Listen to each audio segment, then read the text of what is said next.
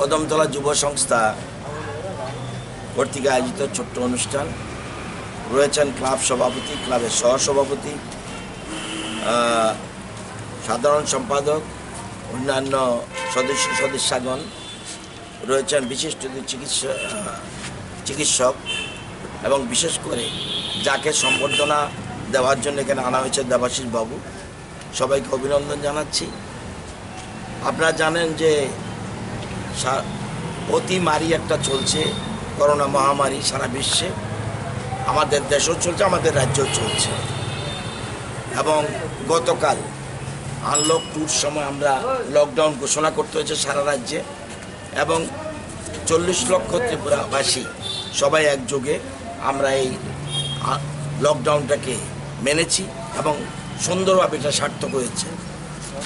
Lockdown দেওয়ার ইচ্ছা সরকারের ছিল না, কিন্তু আপনারা জানেন আমাদের ডাক্তারবাবু বলেছেন যে এ রোগের কবে টিকা বেরোবে আমরা জানি না, কিন্তু বিজ্ঞানীরা, চিকিৎসকরা যা যা অ্যাডভাইস করছে সে অ্যাডভাইস আমাদের চলতে হবে। মূল কথা, আমাদের 2 গজ দূরত্ব বজায় রাখতে হবে, মাস্ক পরতে হবে এবং নিজেকে যতটুকু সম্ভব বাড়িতে আবদ্ধ রাখতে হবে। এই রোগ থেকে বাঁচার একমাত্র উপায় সেটা হলো নিজেকে কোয়ারেন্টাইনে রাখা। আজকে আমরা কদমতলী যুব সংস্থার উদ্যোগে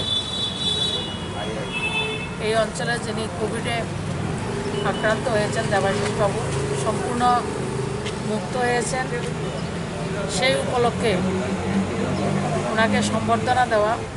পাশাপাশি আজকের একটা দিন আমাদের জন্য খুব গুরুত্বপূর্ণ, যেটা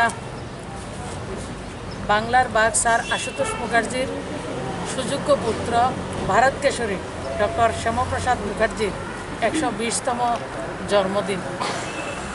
তো আমি ক্লাব কর্তৃপক্ষকে অনেক ধন্যবাদ এবং সাধুবাদ জানাই যে আপনারা সমাজকে, আমাদের নাগরিকদেরকে সচেতন করার জন্য খুব সুন্দর একটা কার্যক্রম আপনারা করেছেন, এবং এই কার্যক্রমের মাধ্যমে আমরা সমাজকে এগিয়ে নিয়ে যাব। কারণ করোনা একটা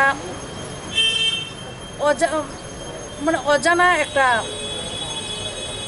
অসুখ, যে রোগ, যে ব্যাধি, সেটা অজানা, অতর্কিতে আসা, এবং সেটা শুধু আমাদের রাজ্যে, আমাদের দেশে নয়, গোটা পৃথিবীতে সেই আক্রমণে আক্রান্ত।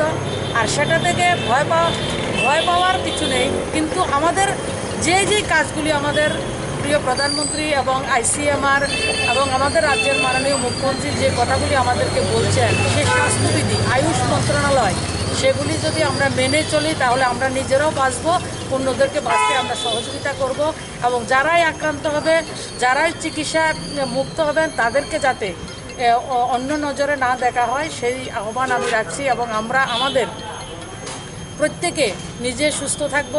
যাদের আয়ুষ মন্ত্রণালয়ের যে গরম জল, ঈষদুষ্ণ গরম জল খাওয়া, ফল, ইমিউনিটি, হার্ড ইমিউনিটি পাওয়ার বৃদ্ধি করা, নিজেদের মধ্যে রোগ প্রতিরোধ ক্ষমতা গড়ে তোলার, যে একটা এই করোনার সঙ্গে ফাইট করার জন্য নিজেদেরকে শক্তি অর্জন করতে হবে, এবং সেটা টোটালি বৈজ্ঞানিকভাবে সেটা আমরা করব। যেটা আগের দিনে আমরা আমরা রৌদ্রের গরম জলে স্নান করতাম, আমরা সবাই দূরে থাকতাম। আমাদের মাননীয় মন্ত্রী বলেছেন ফক্স হলে, গুটি বসন্ত হলে যে মানুষ আলাদা থাকতেন, সেই বিষয়গুলিকে আবার আমাদেরকে মনে করিয়ে দিয়েছে, এবং সেই প্রক্রিয়াগুলি যদি আমরা অবলম্বন করি তাহলে আমরা নিজেরা সুস্থ থাকবো, অন্যদেরকে সুস্থ রাখতে পারবো। ফেস কভার আমরা বাধ্যতামূলক করব, একটু দূরত্ব, আমাদের প্রধানমন্ত্রী বলেছেন 2 গজ দূরই আমাদের জীবনকে রক্ষা করবে, সেই প্রক্রিয়াগুলি আমরা মানব।